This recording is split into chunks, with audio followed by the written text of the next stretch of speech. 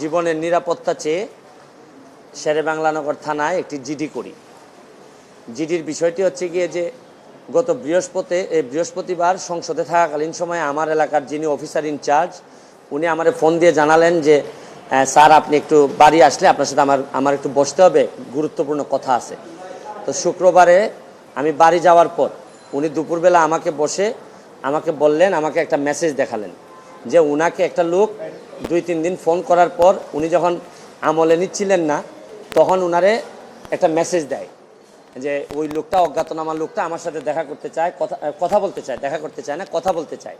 তো ওসি সাহেব আমলে নেননি। পরে যখন মেসেজটা দেখছেন যে মেসেজের মধ্যে আছে, দেখা যাচ্ছে যে একটা কন্ট্রাক্ট কিলার গ্রুপ যারা হায়ার করা হয়েছে তারা নাকি অ্যাক্টিভ, তার বক্তব্য অনুযায়ী। তো ওসি সাহেব আমারে উনার ফোন দিয়ে ওই অজ্ঞাতনামা ব্যক্তির সাথে ফোনে ধরাই দিলেন। আমি কথা বললাম, কথা বলার পর যে জিনিসটা ওরা জানাইলো আমাদেরকে, ওই অজ্ঞাতনামা ব্যক্তি সে নিজেকে আইডেন্টিফাই করতে চায় না, সে তার অ্যাড্রেস বলতে চায় না।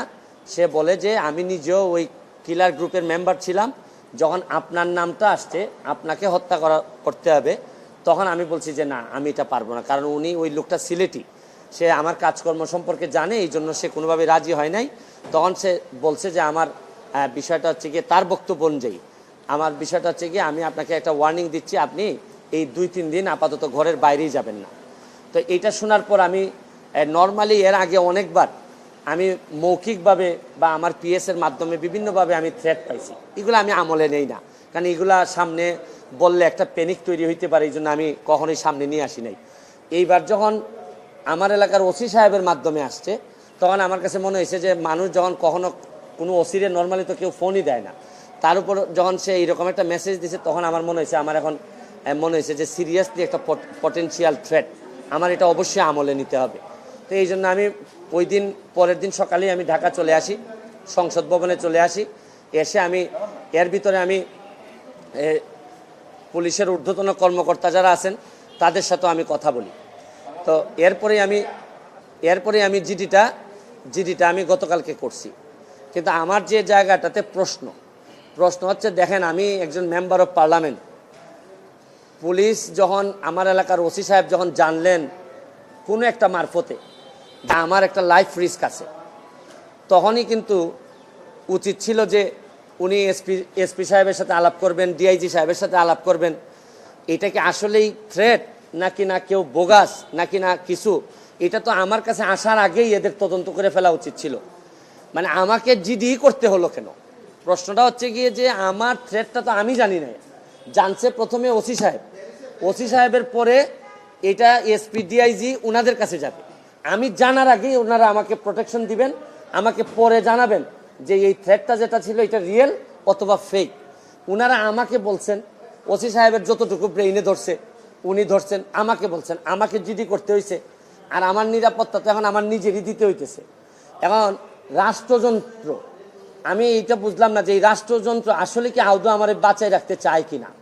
কারণ হচ্ছে কি, আমি যাকে জিডি করতেছি পুলিশ ডিপার্টমেন্ট, সেই তো আগে জানছে আমার আগে, সেই তো আমারে বলার দরকার ছিল যে সে ব্যক্তি আইডেন্টিফাই করা যায় নাই। পুলিশ মারফত কখনো শুনলাম যে ওনারা নাকি ট্রেকিং করে, কখনো বলছেন যে এই পাহাড়তলি চট্টগ্রামের, তারপরে কখনো বলতেছেন তার বাড়ি এই বড়লেখা বা সিলেটের কোন জায়গায় যেন। তা আমার বিষয়টা হচ্ছে গিয়ে যে দেখেন, এই দেশে বঙ্গবন্ধু মারা গেছেন, তার পরিবার সবাই মারা গেছে, আমার হবিগঞ্জের শাহ এমএস কিবরিয়া সাহেব মারা গেছেন, আমরা তো কোনো প্রোটেকশনই দিতে পারি নাই। আর আমার বিষয়টা এরকম হয়েছে যে এই পুলিশের ভূমিকা দেখে মনে হইতেছে যে পুলিশ মনে হইতেছে যে একটা অপমৃত্যু রেকর্ড করার জন্য বসে আছে, যে আচ্ছা একটা মৃত্যু হয়েছে, নাইলে এই পর্যায়ে যাবে কেন, আমি কি করতেছি না করতেছি সব পুলিশ এবং এনফোর্সমেন্ট এজেন্সির নখদর্পণে থাকবে। কারণ এরা খবর নেয় না বলেই লোকগুলা মরে, আর এরা খবর নেয় না বলেই বেনজিররা এত ধনী হয়, এরা খবর নেয় না বলেই মতিউররা এত টাকার মালিক হয়। কারণ এরা তো থাকে কারে কোন জায়গায় বদলি করবে, কারে কোন জায়গা মতো নিজের লোক সেট করলে অনেক টাকার বাণিজ্য হবে, এইসব অভিযোগ এদের বিরুদ্ধে। যার কারণে আমার কষ্টটা এখানে, আমার এই মরতে কষ্ট নাই, আমার দুইটা কষ্ট, একটা হচ্ছে মরে গেলে আমার এলাকার মানুষের কি হবে, এইটা আমাকে কষ্ট দেয়। আরেকটা হচ্ছে গিয়ে যে এই দেশটা এমনভাবে মরার জন্য ক্ষেত্র তৈরি করা হয়েছে যে আপনি দেখেন, আজকে আমার সকালবেলা আমার মেয়ে আমাকে বলে কি জানেন, কোন দেশে আছি, আমার মেয়ে আমারে বলে তোমাকে নাকি থ্রেট দিছে কে, সে আমেরিকাতে থাকে, বাচ্চা মাত্র বয়স 11। আমি বলছি হ্যাঁ আমি তো গুড ওয়ার্ক করি, এই জন্য ব্যাড পিপুলরা আমারে হুমকি দিছে। সে আমারে বলে there must be a line between good work and stupidity. মানে আমার মেয়ে মনে করে আমি যে গুড ওয়ার্ক করি, আমি যে অন্যায়ের বিরুদ্ধে প্রতিবাদ করি, এগুলো হচ্ছে গিয়ে স্টুপিডিটি। কারণ আমি আর কি জবাব দিব তারে, কারণ সে তো তার মাথার মধ্যে এগুলাই আসে যে বাংলাদেশে যারা ভালো কাজ করে, অন্যায়ের প্রতিবাদ করে, এরা স্টুপিড।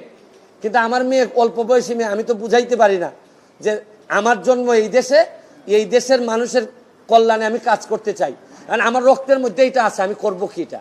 যে ধরনের প্রোটেকশন, আমি তো আর আগের ব্যারিস্টার সুমন না, মেম্বার অফ পার্লামেন্ট হিসাবে আপনি না আগের ব্যারিস্টার সুমনকে ফেলে দিলেন, কিন্তু মেম্বার অফ পার্লামেন্ট হিসাবে আমার সিকিউরিটির আগেই আমি যে জিডি করা লাগলো, এইটার জন্য দুঃখ প্রকাশ করতেছি।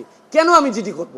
আর যদি এটা আমার কাছ থেকে ইনফরমেশনটা আসতো যে আমার পিএস বলছে যে আমারে থ্রেট দিছে, বা আমার এক বন্ধু বলছে, বা আমার এক আত্মীয় স্বজন বলছে, তা নয় আমি জিডি করলাম। পুলিশের মাধ্যমে যখন আসে তখন তো সাথে সাথে কাজটা করার দরকার ছিল। এখন বুঝেন অবস্থাটা কোন জায়গায় আছে।